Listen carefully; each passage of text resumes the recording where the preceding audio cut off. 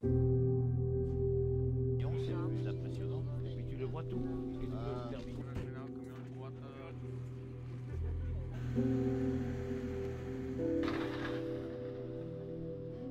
Аз съм Димитър Коцев Шошо, режисьор съм по професия и когато ме поканат, ставам актьор.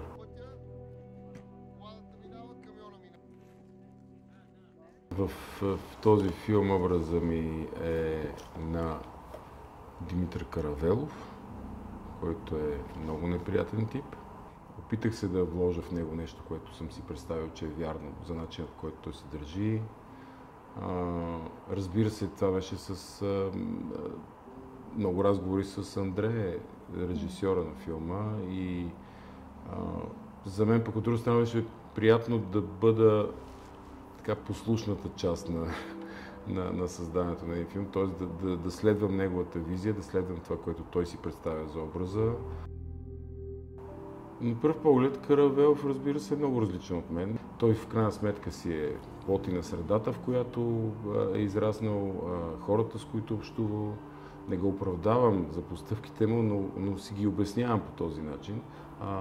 За мен влизането в него и това да излизам от него всеки ден беше някакъв вид психологически душ. Така. Излизаш от себе си, ставаш друг, връщаш се и някак си като бъдеш отново себе си, си по-чист по някакъв странен начин, си скъпал. Съм сигурен. Звук, тишина. За мен това беше трудно, цялата подготовка за образа, защото нямам голям опит. От другата страна е лесно, защото само казвам, хайде, какво става, защо не получавам това, което искам. Факт е, че докато работих върху този образ, си дадох сметка за много трудни части от процеса на това как се създава един образ от гледна точка на актьора.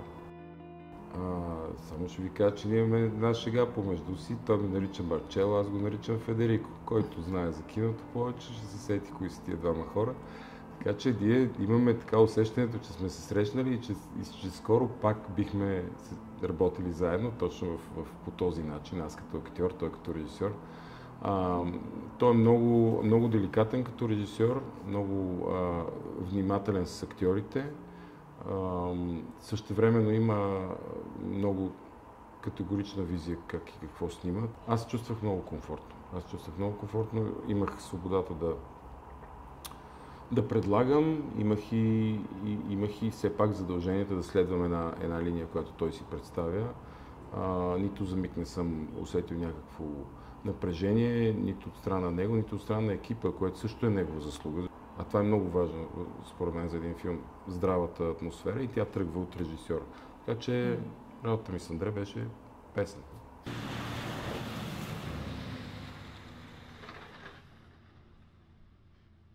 Стигаше ми да вия физиономията на Ивайло, който всяка сцена ме отчеше срещу мене и много ме дразнеше, защото той е професионалният актьор в крайна сметка. И това се шегувахме с него, че той само присъства в сцените, пък аз иначе си вървя едни монолози мои си в тези сцени.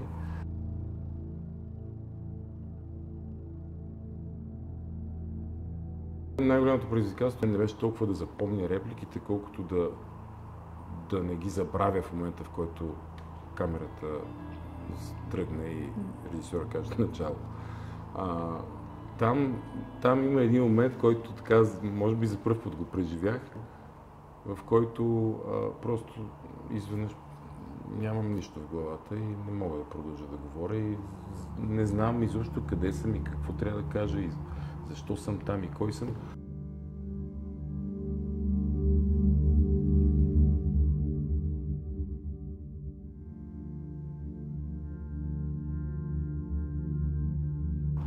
Аз мисля, че филмът е важно да бъде гледан по една проста причина. Той е изключително актуален в момента.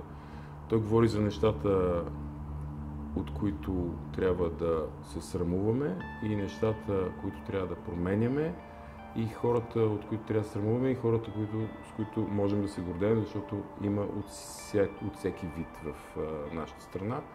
И може би този филм е и някакъв вид призив да се обърнем към себе си, да си кажем достатъчно гостоприемни ли сме ние българите към всеки, който минава през нашата територия, каквото и да значи нашата.